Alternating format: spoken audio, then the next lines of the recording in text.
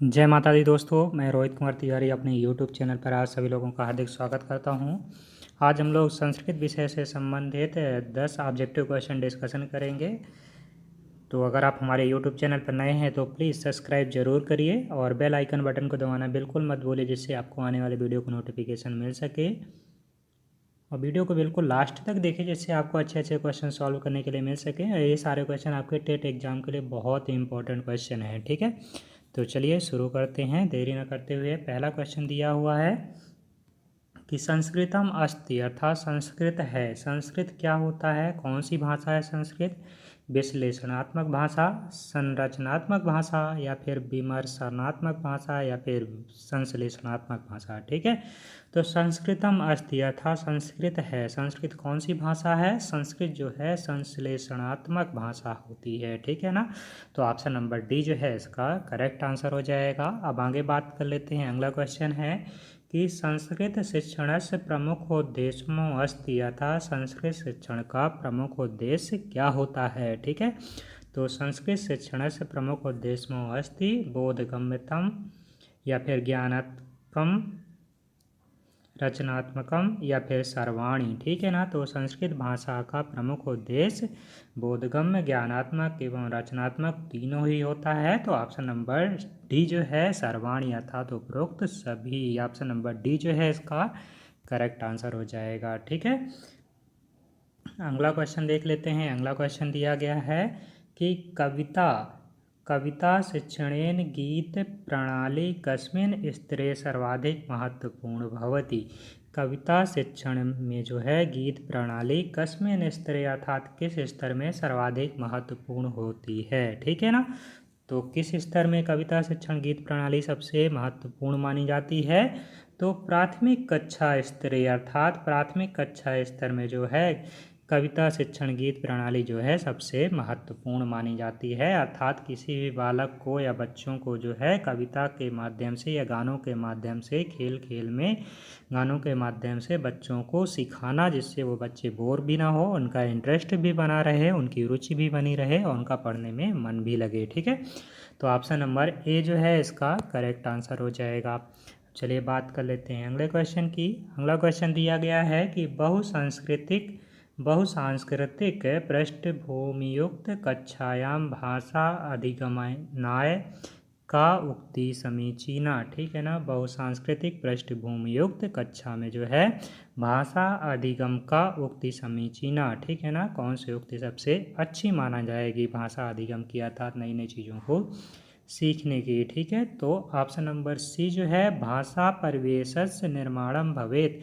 भाषा जो है परिवेश अर्थात वातावरण का निर्माण करता है एवं तेन भाषार्जनस्य सहज स्थित भवेत, जिससे भाषा जो है भाषा अर्जन जो है वह सहज स्थिति में उत्पन्न होती है। अर्थात परिवेश जब वातावरण बन जाता है तो वह कोई भी कितनी भी टफ चीज़ हो वह हमको आसान एवं सिंपल लगने लगती है, जिससे हम उस चीज़ को आसानी से सीख लेते हैं।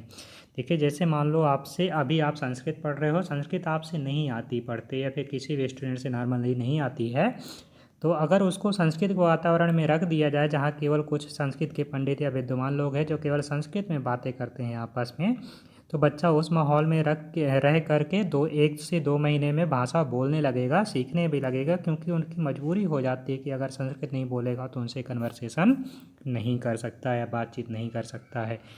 इसी तरह अन्य भाषाओं में भी होता है, जैसे किसी से इंग्लिश नहीं आती है तो उसका एनवायरनमेंट अगर इंग्लिश उसके पास के फ्रेंड सर्किल में लोग बोलते हैं तो वह भी सीख जाता है, ठीक है। तो चलिए अगला क्वेश्चन देख लेते हैं। अगला क्वेश्चन दिया गया है कि संस्कृत शिक्षणेन संप्रेषणोपगमे कस्य प्रधानता वर्तते। संस्कृत शिक्षण में जो है संप्रेषण का मतलब होता है कम्युनिकेट करना, अर्थात एक दूसरे से बातें करना ही संप्रेषण कहलाता है। अर्थात अपनी बात को जो है दूसरे व्यक्ति तक पहुंचाना संप्रेषण कहलाता है, ठीक है ना। तो इसमें ये बोल रहा है कि संस्कृत शिक्षणेन संप्रेषणोपगमे कस्य प्रधानता अस्ति, अर्थात कौन सी प्रधानता जो है सबसे अच्छी मानी जाती है। तो संस्कृत संप्रेषण उपाग में कस्य प्रधानता अस्ति, संस्कृत शिक्षण में जो संप्रेषण में जो है शिक्षक अर्थात अध्यापकस्य महत्वपूर्ण जो होती है सबसे अधिक प्रधानता होती है, ठीक है ना। तो ऑप्शन नंबर सी जो है इसका करेक्ट आंसर हो जाएगा।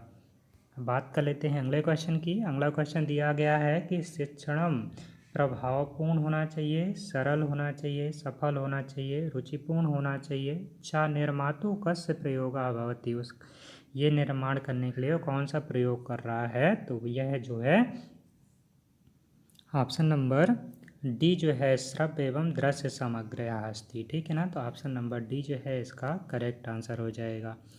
बात करते हैं अगले क्वेश्चन की। अगला क्वेश्चन दिया गया है इसमें कि सा सामग्री या बालका केवलम दृष्टवा, अर्थात ऐसी सामग्री जिसे केवल बालक देखता है। ठीक है ना, तो सरताया अध्ययनम कुर्वन्ति, उसमें क्या अध्ययन करता है, तो ये किसके अंतर्गत आता है। ऐसी सामग्री जिसको केवल बालक देखता है वह दृश्य सामग्री के अंतर्गत आता है। ठीक है, तो ऑप्शन नंबर बी जो है इसका करेक्ट आंसर हो जाएगा। अब बात कर लेते हैं अगले क्वेश्चन की। अगला क्वेश्चन दिया गया है कि शिक्षकस्य मित्रम उच्यते, अर्थात शिक्षक का जो है सबसे उच्च मित्र अर्थात सबसे अच्छा मित्र किसे माना गया है। पाठ्य पुस्तक को, दूरदर्शन को, श्यामपट्ट को या फिर सर्वे। श्यामपट्ट का मतलब होता है ब्लैक बोर्ड या फिर वाइट बोर्ड, जिस भी बोर्ड को आप लोग यूज करते हैं। ठीक है, तो शिक्षकस्य मित्रम उच्यते, शिक्षक का जो है सबसे अच्छा मित्र जो है श्यामपट्ट को बोला जाता है, अर्थात ब्लैक बोर्ड या वाइट बोर्ड को बोला जाता है। ठीक है ना, क्योंकि बिना श्यामपट्ट के एक टीचर जो है किसी भी बच्चे को समझा नहीं सकता है। लिखने का सबसे अच्छा माध्यम श्यामपट्ट ही होता है। ठीक है ना, जिसके माध्यम से हर एक बच्चे को लिख करके समझाया जा सकता है। ठीक है, ऑप्शन नंबर सी जो है इसका करेक्ट आंसर हो जाएगा। अब आगे बात कर लेते हैं। अगला क्वेश्चन दिया गया है, अगला क्वेश्चन है कि शैक्षणिक भ्रमणम की दृश्य सामग्री भवति, अर्थात शैक्षिक भ्रमण अर्थात शिक्षण के लिए आप भ्रमण करने के लिए निकलते हो तो किम दृश्य सामग्री भवति, अर्थात तो किस सामग्री के अंतर्गत आता है।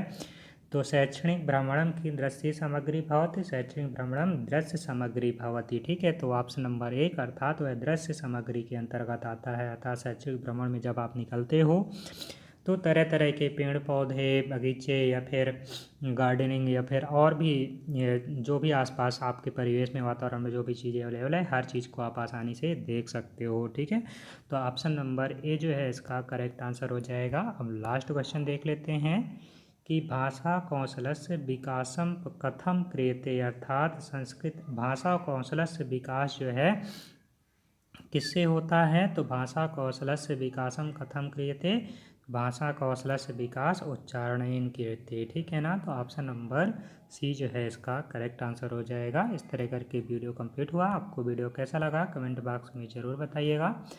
तो अगर आप हमारे चैनल पर नए हैं तो प्लीज़ सब्सक्राइब ज़रूर करिए, हमें आपके सपोर्ट की ज़रूरत है। वीडियो को लाइक करिए, कमेंट करिए, अपने दोस्तों के पास शेयर करिए। ओके, मिलते हैं अगले वीडियो में, तब तक के लिए धन्यवाद। जय हिंद, जय माता दी।